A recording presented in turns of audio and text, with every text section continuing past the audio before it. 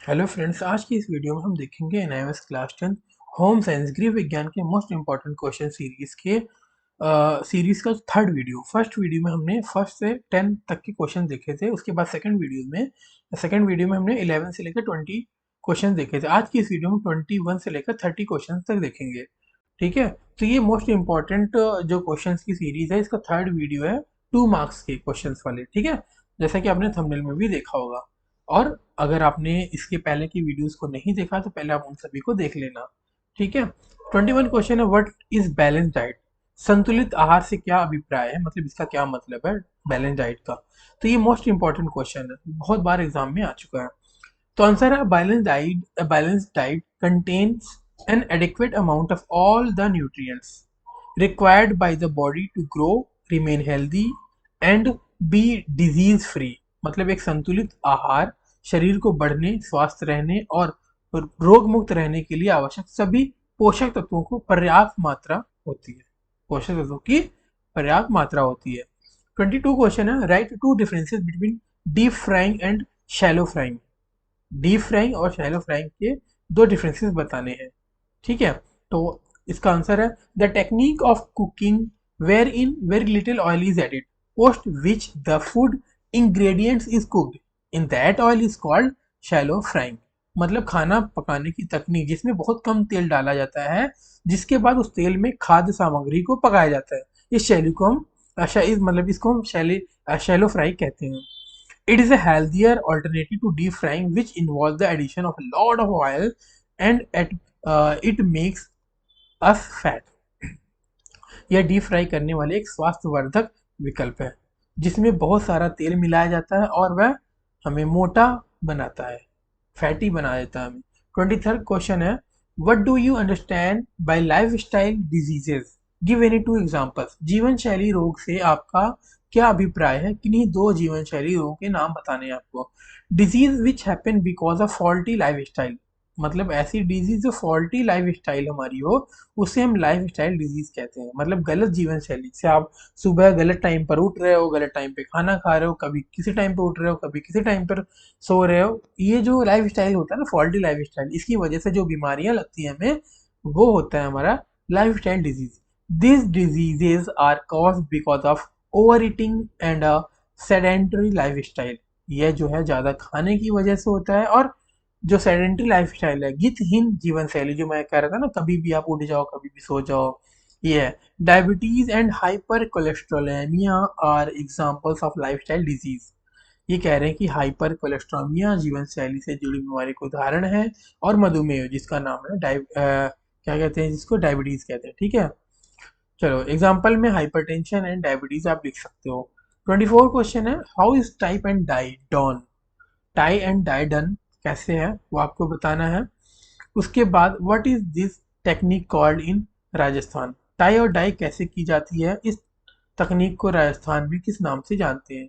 Tie and dye technique is named after the pattern it forms, that is waves, which is called lahariya in Rajasthan, and this pattern is especially popular for clothing during the monsoon season। Tie and dye तकनीक का नाम इसके द्वारा बनाया गया pattern यानी लहरों के नाम पर रखा गया है, जिसके स्थान में लहरिया नाम से कहा जाता है।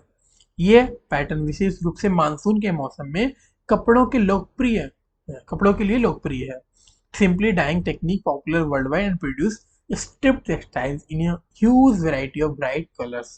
कह रहे हैं कि दुनिया भर में लोकप्रिय एक साधारण रंगाई तकनीक है, और चमकीली रंगों की विशाल विविधता में धारीदार वस्त्रों का उत्पादन करती है। 23rd क्वेश्चन है, थोड़ा सा जूम कर देता हूँ क्योंकि ये थोड़ा फॉन्ट छोटा लिखा है इसका। चलो, list 4 ways in which a person working in an office can save his time and energy while doing his work। किन 4 तरीकों द्वारा एक ऑफिस में कार्य करने वाले व्यक्ति कार्य करते समय अपने ऊर्जा व समय की बचत कर सकता है। तो इसका आंसर है अवॉइड मल्टीटास्किंग, मतलब एक समय पर बहुत सारे काम करने से बचें।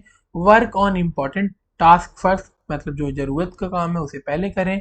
थर्ड है eliminate time wasting activities at work, मतलब टाइम वेस्ट करने वाली जो भी एक्टिविटीज है उसको क्या करना है, आपको अवॉइड करना है।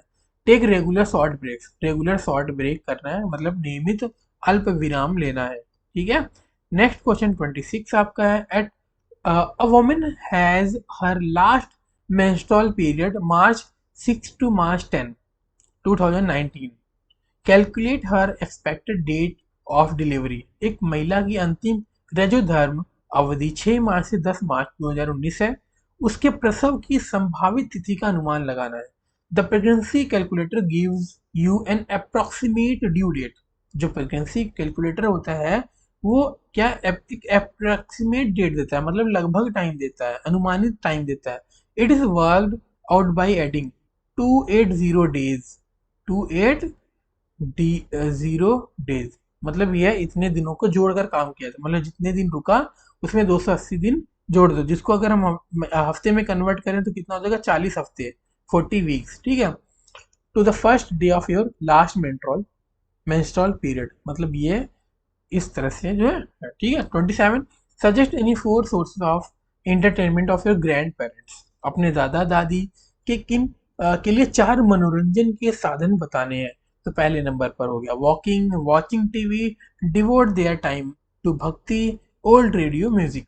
मतलब पुराने रेडियो संगीत सुना दो, उन्हें टहला दो, टीवी दिखा दो, और उनकी जो उनके समय के भक्ति गीत होती थी ना, डिवोट, वो सब आप उन्हें सुना दो.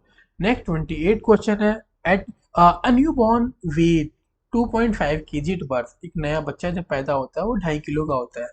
What would be this his approximate weight at 1 year. मतलब एक नवजात शिशु जब 2 किलोग्राम का होता है तो 1 साल बाद उसका जो वेट है वो कितना होगा. Most babies double there birth weight by 5 or 6 months of age and triple it by the time they are a year old. Sorry. Most babies जो होती हैं, ज़्यादातर जो बच्चे होते हैं अपने वजन के 5 से 6 महीने की उम्र तक दोगुना, 5 से 6 महीने की उम्र तक डबल हो जाते हैं, और 1 वर्ष की उम्र में 3 गुना वेट हो जाता है उनका. By 1 year the average weight of baby girl is 8.9. अगर बेबी गर्ल है 1 साल में तो 8.9 kg का, और अगर लड़का है, बेबी बॉय है, तो 9.6 kg का होता है. 29 क्वेश्चन है. Sameer a teenager keeps to himself and avoid talking to his parents. मतलब समीर एक किशोर है जो अकेला बैठा रहता है और अपने माता पिता से बात करने से कतराता है. He seems to be under a lot of stress. Suggest 2 ways in which his parents can help him. आपको क्या करना है. एक तनावग्रस्त रहता है तो माता पिता को 2 तरीके से सहायता करनी है, वो तरीका बताना है. तो पहला है trying talking to him directly और इनडायरेक्टली. मतलब उसे डायरेक्ट और इनडायरेक्टली बात करने की कोशिश करनी चाहिए. They could try involving in him in activities that may help him open up and speak his mind, or they could ask him what the matter is. मतलब कह रहे हैं कि वैसी गतिविधियां शामिल करें, एक्टिविटी शामिल करने की कोशिश करें कि जो खुलकर बोलने की आदत लगे, और वो अपनी मन की बात जो है बताए, और पूछने में भी ना हिचकिचाए, पूछ ले वो. ठीक है. B part take him to see a psychiatrist counsellor. Psychiatrist मतलब जो मनोचिकित्सक होते हैं उनके पास ले जा सकते हो, या काउंसलर होते हैं उनके पास लेकर जा सकते हो आप. ठीक है. ये आपका 29 हो गया. उसके बाद 30 क्वेश्चन है. 10 year old Sudha is often tempted to pick up fancy hair clip from the store near the house.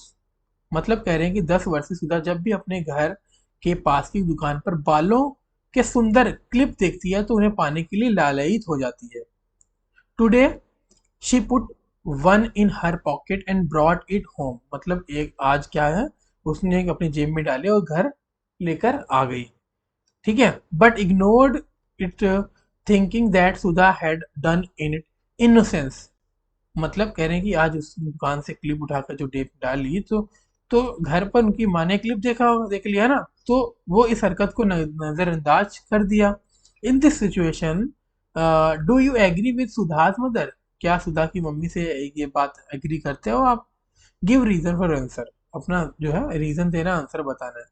तो यहाँ पर इसका आंसर है नो. आप नहीं कर सकते, है ना. Although Sudha is a very little girl but her mother should teach her about difference between good manners and bad manners.